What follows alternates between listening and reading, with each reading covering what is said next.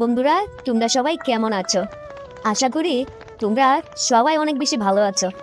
বন্ধুরা, আমি আমার বৃদ্ধ বাবার সেবা যত্ন করতে খুব বেশি ভালোবাসতাম। আমি নিজে থেকেই আমার বাবার সেবা যত্ন করতাম।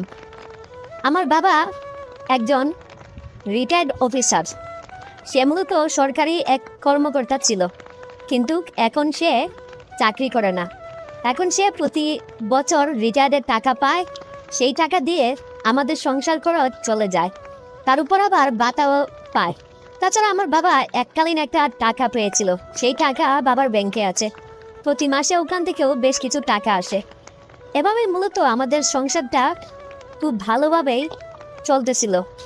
বন্ধুরা, আমার মা মারা গিয়েছে আজকে বেশ কয়েক বছর হয়ে গেছে। মা মরে যাওয়ার পর বাবাও অনেকটা মনের দিক থেকে, মানসিক দিক থেকে সেও অনেকটা ভেঙে পড়ে। বাবা এখন আর আগের মতো হাসে না, আগের মতো তেমন খুশিও থাকে না, কথাবার্তা বলে খুব কম। আমার প্রায় সময় এই বিষয় নিয়ে খুব বেশি মন খারাপ হয় আমার বাবার এই অবস্থা দেখে।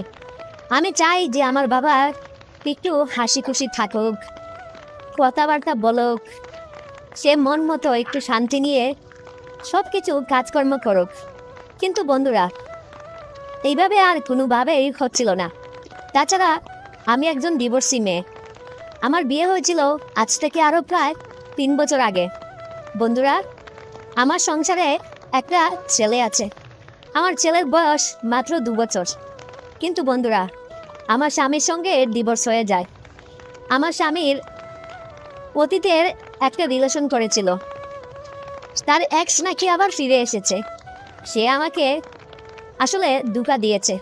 সে বিয়ের আগে বলেছিল তার কোনো মেয়ের সঙ্গে কোনো সম্পর্ক নেই, কিন্তু আমার বিয়ে প্রায় 1 বছর আমি তার সঙ্গে সংসার করেছি, এবং আমার যখন বাচ্চা হয়ে গেছে ঠিক সেই সময় আমি জানতে পারি আমার স্বামী সে আর একটা রিলেশন করেছিল।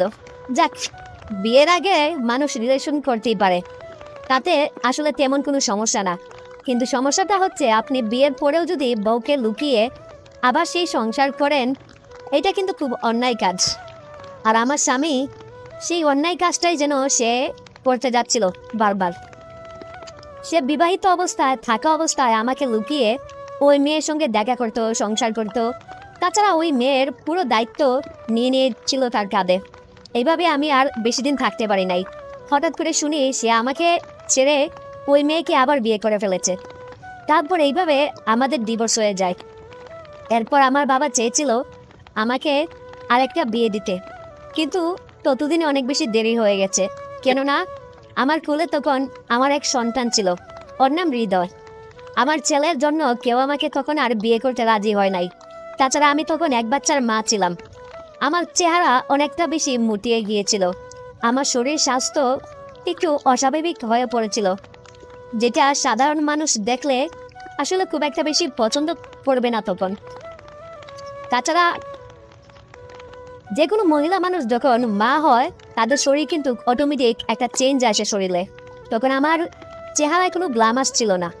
কিন্তু যখনই কোনো পাত্রপক্ষ শুনে যে আমার বিয়ে হয়েছিল, আমার একটা সন্তান আছে, আমার সরাসরি মুখ দেখে অনেকেই বিয়ে ক্যান্সেল করে দিত। তারপর এইভাবে বন্ধুরা কেটে গেল কয়েকদিন। আমার বাবা বেশ কিছু পাত্র দেখতে দেখতে সে নিজে অনেকটা বেশি হাঁপিয়ে যায়। এইভাবে সে আর পাত্র দেখে না, সে আর পাত্র দেখা থেকে বিরত থাকে। সেও আর আমার জন্য পাত্র দেখে না, আর আমিও আসলে আর বিয়ে শাদী নিয়ে তেমন একটা বেশি আর ভাবনা চিন্তা করতেছি না। তখন আমি বাপের বাড়িতেই থাকা শুরু করলাম। আমার বাবা ছিল একা মানুষ, পুরো বাড়িটা ছিল ফাঁকা। তো আমাদের টাকা পয়সা মোটামুটি বেশ ভালো ছিল, কিন্তু আমার বাবাও দিন শেষে একা মানুষ। আসলে আমার মাও নেই। মা চলে যাওয়ার পর থেকেই বাবার মনটা ভীষণ একা হয়ে পড়েছে। কারণ বাবার এই শেষ সময়ে আমাদের তো আর কেউ আত্মীয় স্বজন তেমন নেই, খুব ছোট ফ্যামিলি।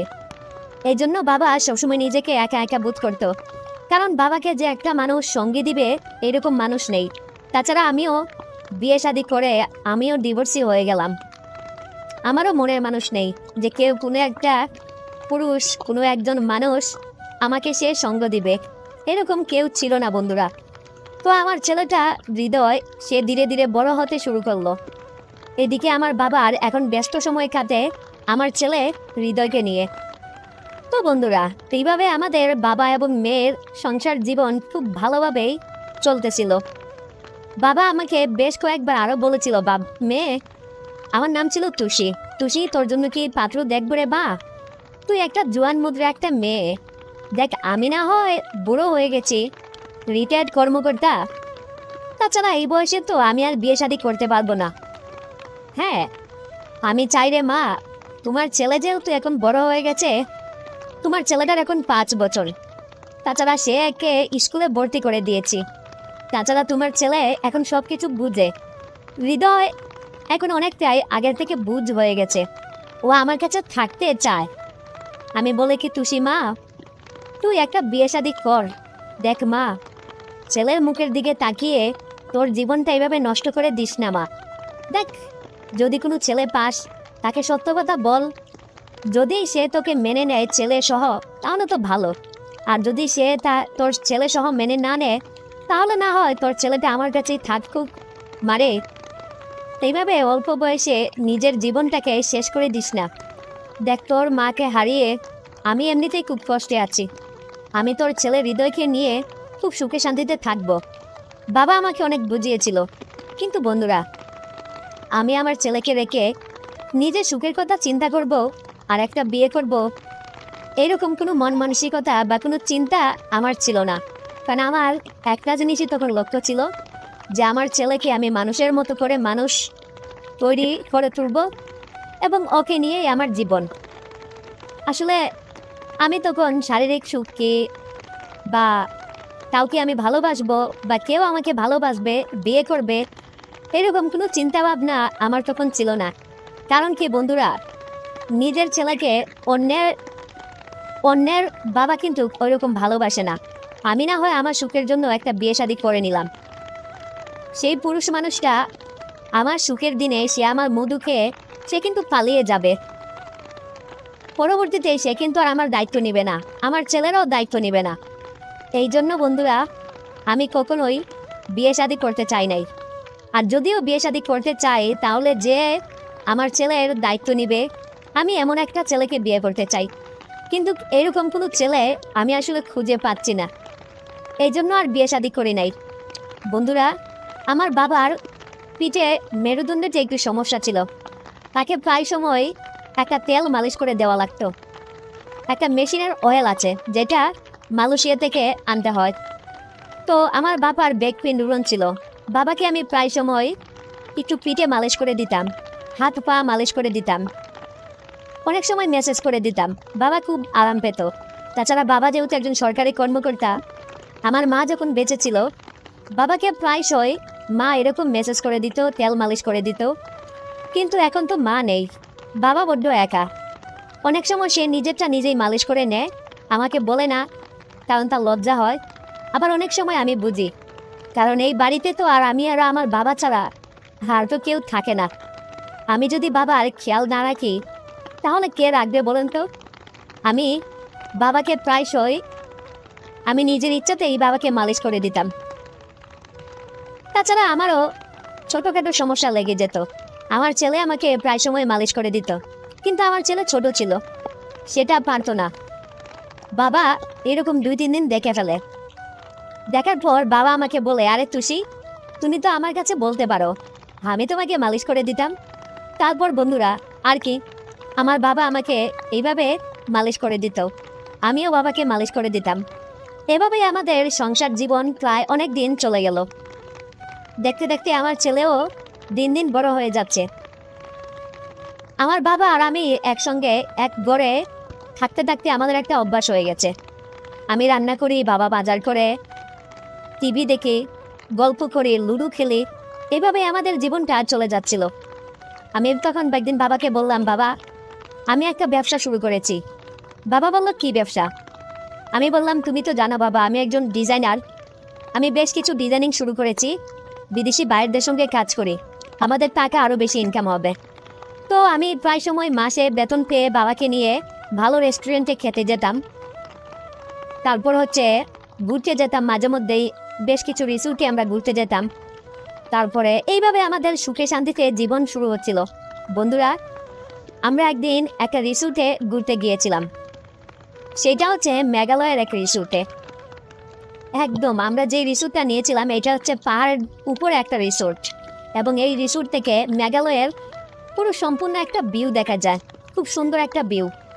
তো আমরা যে রুমটা নিয়েছিলাম এটা একটা মাত্র রুম। তো আমরা স্বাভাবিকভাবে যেখানে ঘুরতে যাই এক রুমের আসলে নেই। তো আমার ছেলে তো ছোট, ওর মাত্র 6 বছর।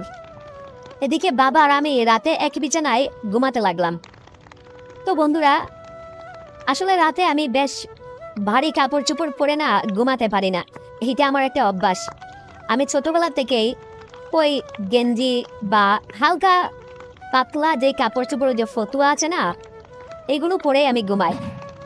তো আমার বাবা এইগুলো আমাকে দেখে প্রায়শই সে আমার দিকে তাকিয়ে থাকতো। তো একদিন ওই রিসোর্টে ঘুমানোর সময় রাতের বেলায় সে আমাকে জড়িয়ে ধরে। সেদিন খুব বৃষ্টি ছিল, আর তাছাড়া মেঘালয়ে তো এমনিতেই খুব বেশি বৃষ্টি হয়। বিশ্বে সবচেয়ে বেশি বৃষ্টি হয় এই মেঘালয়তে, এই জন্য এর নাম মেঘালয়। তো আমাদের রিসোর্টে প্রচুর পরিমাণে ঠান্ডা লাগতেছিল। এদিকে বাবা আমাকে জড়িয়ে ধরেছে, সেদিন আমিও বাবাকে জড়িয়ে ধরেছিলাম। সেদিন আমাদের ভিতরে এক অন্যরকম ভালো লাগা কাজ করে। ওই রাত থেকেই বাবা আর আমার ভেতরে একটা সম্পর্ক তৈরি হয়। এরপর আমরা বাড়িতে চলে আসি। আসার পর আমি বাবার দিকে তাকিয়ে বেশ লজ্জা পাই, বাবাও আমার দিকে তাকিয়ে বেশ লজ্জা পায়। কেউ কাউকে কোনো কিছু বলি না। সেদিন দুপুরবেলায় আমরা গোসল করতে যাব। আমি রান্নাবান্না কাজ শেষ করে, সব কিছু শেষ করে আমি গোসল করতে যাব। এদিকে বাবাও ওয়াশরুমে সে তার টাওয়াল এবং লুঙ্গি নিয়ে আসলো গোসল করার জন্য। আমাদের বাসায় একটাই বাথরুম ছিল। বাবা আমার আগে গেছে গোসল করতে। আমি বাবাকে দেখে বললাম, বাবা তুমি কি এখন গোসল করবে? বাবা তখন আমাকে বলল, হ্যাঁ রে, তুই কি গোসল করবি এখন? তখন আমি বাবাকে বললাম, হ্যাঁ আমি তো রান্নাবান্না সব শেষ করে ফেলেছি। আচ্ছা ঠিক আছে বাবা, তাহলে তুমি আগে যাও গোসল করে আসো, তারপর এসে তোমার পরে না হয় আমি গেলাম, তারপর এসে একসঙ্গে আমরা দুপুরের খাবার খাবো। বাবা আজকে না আমরা বিরিয়ানি রান্না করেছি। বাবা তখন বিরিয়ানির কথা শুনে আমি দেখলাম সে আর লোভ সামলাতে পারলো না। বাবা আমাকে বলল, আমি আগে গোসল করলে তো আমি এসে বিরিয়ানি সব ড্যাগের থেকেই খেয়ে ফেলবো। একটা কাজ করি, আয় আমরা দুজন আজকে একসাথে গোসল করি। আর আমার ছেলে ছিল তখন স্কুলে। তখন আমি বাবাকে বললাম একসাথে গোসল করব। বাবা তখন বলল, আমার পিঠটা না বেশ কিছুদিন যাবৎ হলো এখানে মর দিচ্ছি না, গসা দিচ্ছি না, এখানে প্রচুর ময়লা হয়ে আছে। আয় না, তুই তো আমার মেয়েই হস, তুই আমাকে গোসল করিয়ে দিবি আর আমি তোকে গোসল করিয়ে দিব, ঠিক আছে? তাহলে আমাদের দুজনের শরীরের ময়লাই পরিষ্কার হয়ে যাবে। তখন এই কথা বলে বাবা আর আমি একসঙ্গে সেদিন গোসল করতে ওয়াশরুমে ঢুকলাম। তারপর বন্ধুরা, আমাদের যে জন্নার ইয়াটা ছিল সেইটা ছেড়ে দিলাম। বাবা আর আমি একসঙ্গে ভিজে আমাদের ভেজা কাপড়, আমার ভেজা কাপড়ের অনেক কিছু সুস্পষ্ট দেখা যাচ্ছিল।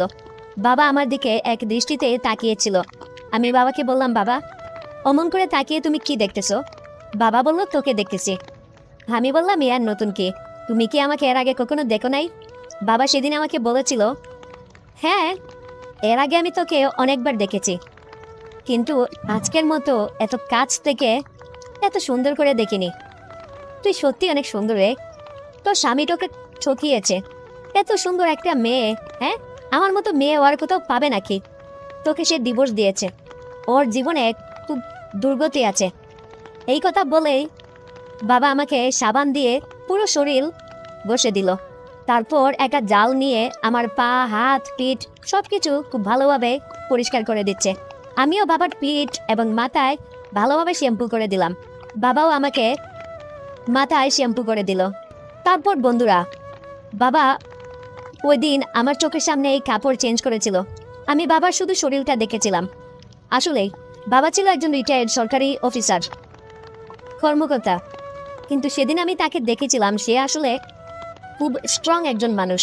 তার পুরো শরীর একেবারে সিক্স প্যাক বডি। এই শরীর দেখে যে কোনো মেয়েই তার কাছে আসতে বাধ্য। সেদিন বাবাও আমার কাপড় চেঞ্জ করে অনেকটাই দেখেছিল এবং সে তার নিজ হাতেই আমাকে আসলে সব কিছুই ধুয়ে দিচ্ছিল এবং সব কিছু সে দেখেছে খুব স্পষ্টভাবেই। এবং সেদিনের পর থেকেই বাবার চোখ এখন আমার দিকে। আমি রান্নাঘরে গেলে বাবা আমার পিছন পিছন যায়, গিয়ে আমার সঙ্গে সবজি কাটাকাটি করে, রুটি বানায়, আমাকে রান্না বান্নায় সব কিছুতেই বাবা এখন প্রচুর পরিমাণে হেল্প করে। তাছাড়া আমি যখন ওয়াশরুমে কাপড় চোপড় ধুতে যাই, বাবা ঠিক সেই সময় আমাকে হেল্প করে, কাপড় চোপড় ধোয়াতেও আমাকে বেশ হেল্প করে। তো আমি বুঝলাম না এতদিন বাবা মায়ের জন্য তার মন খারাপ ছিল, বাবা আমার সঙ্গে ঠিকভাবে কথাবার্তাই বলতো না, সবসময় একা একা থাকতো। আমার এইটা ভেবে খুব আনন্দ হচ্ছিল, আমি ভিতরে ভিতরে খুব বেশি খুশি হচ্ছিলাম। আমার যেই বাবা আমার সঙ্গে ঠিকভাবে আলাপ করতো না, কথা বলতো না, আড্ডা দিত না, ঠিকভাবে সে খাওয়া দাওয়া করতো না মায়ের মৃত্যুর পর, এত বছর হয়ে গেছে তারপরেও। কিন্তু সেই জায়গায় আমার বাবা এখন আমার সঙ্গে গোসল করতেছে, আমার সঙ্গে একই খাটে ঘুমাচ্ছে, সবসময় আনন্দ ফুর্তি করতেছে, আমার রান্নার কাজেও আমাকে হেল্প করতেছে, সবজি কেটে দিচ্ছে, তার নাতিকে নিয়ে বেশ সুখেই আছে। বাবার এরকম হাসি খুশি মুখটা দেখে, তার এরকম চাঞ্চল্যকর তথ্য দেখে আমার খুব ভালো লাগা কাজ করলো ভেতর থেকে। আমি খুব খুশি হলাম। সত্যি কথা বলতে আমি চাই আমার বাবা এইরকম সবসময় হাসি খুশি থাকুক। আর বাবা হাসি খুশি থাকার জন্য যদি আমার জীবনটাও আমাকে দিতে হয়, আমি সেইটাও দিতে রাজি। আমি বাবাকে বললাম, বাবা তোমাকে দেখতেছি ইদানিং তুমি বেশ খুশি হচ্ছ, চমৎকারভাবে আমার সঙ্গে কাজ করতেছ, বাবা তুমি কি কোনো কিছু আমাকে বলতে চাও? তখন একদিন আমার বাবা আমাকে বলতেছিল, না তেমন কোনো কিছু বলতে চাই না রে মা তুষি, তবে তোর সঙ্গে থাকতে আমার খুব ভালো লাগে। জানিস তো তোর মাকে হারিয়ে আমার মনটা খুব খারাপ হয়ে গেছে, একা একা আমার তো আগে সময়ই কাটতো না, এখন তোর সঙ্গে সময় কাটাতে, তোর সঙ্গে থাকতে আমার খুব ভালো লাগে। তারপর বন্ধুরা, আমরা বাবা আর মেয়ে আমরা একসঙ্গে মুভি দেখতে যেতাম, একসঙ্গে হোটেলে খেতে যেতাম। তারপর বাবা আমার রান্নার কাজে হেল্প করতো, সে ভাত রান্না করতো, রুটি রান্না করতো, আমি রেস্ট নিতাম। এইভাবে আমরা একে অন্যে চলতে লাগলাম। একদিন বাবা আমাকে বলতেছে, মা তুষি তোকে একটা কথা বলার ছিল। আমি বাবাকে বললাম, হ্যাঁ বলে ফেলো। তখন বাবা বলতেছে, কথাটা কি করে যে তোকে বলি, তুই যদি আবার মাইন্ড করে ফেলিস। আমি তখন বাবাকে বললাম, তুমি যে কি বলো না বাবা, আমি মাইন্ড করবো কেন? আরে তুমি আমাকে একটা কথা বলতে চাচ্ছ, এত তো আমার খুশি হওয়ার কথা, বাবা তুমি বলে ফেলো তো কি বলবে। তখন আমার বাবা বলল, তুষি তুই সত্যি মাইন্ড করবি না তো? আমি বললাম, করবো না, তুমি আগে কথাটা বলো তো। তারপর বাবা বলতেছে, তুষি তুই তো আলাদা ঘরে থাকিস আমার নাতি হৃদয়কে নিয়ে, আমি আরেক ঘরে থাকি। দেখ আমার না একা একা থাকতে এই ঘরে একদমই ভালো লাগে না। তুই যদি নাতি হৃদয়কে নিয়ে আমার ঘরে থাকতি, আমরা এক ঘরে থাকতাম তিনজন, খুব মজা হতো রে। রাতের বেলায় গল্প করে করে আমরা বেশ সময় কাটিয়ে দিতাম। তারপর হঠাৎ করে চোখ লেগে যেত আর ঘুমিয়ে পড়তাম। আমাদের সময়টা খুব দারুণ কাটতো। তাছাড়া বাড়িতে তো তুই আর আমি ছাড়া আর কেউ নেই। বাবার এমন কথা শুনে আমি অনেকটা খুশি হয়ে পড়েছিলাম, কেননা আমার সরল মনে অন্য কোনো কিছু ছিল না। হয়তো বাবার সরল মনেও তেমন কোনো কিছু ছিল না। আসলে বাবা কথাটা ঠিকই বলেছে, আমাদের বাড়িতে তেমন কোনো মানুষ নেই। বাবা তার নাতিকে মিস করে, এটা আমি বুঝি, আমাকেও সে মিস করে। তো আমরা যদি একসঙ্গে এক রুমে থাকি, রাতটা একটু গল্প করে করে আমরা ঘুমিয়ে যেতাম। এটা তো খুব ভালো একটা কথা। আমি বাবাকে বললাম, ঠিক আছে বাবা, আজকেই আমি আমার বালিশ, খাতা, কম্বল সব কিছু এই রুমে নিয়ে আসতেছি। তারপর বন্ধুরা, আমরা রাতের বেলা ডিনার করে বিছানায় গিয়ে গল্প করতাম, লুডো খেলতাম।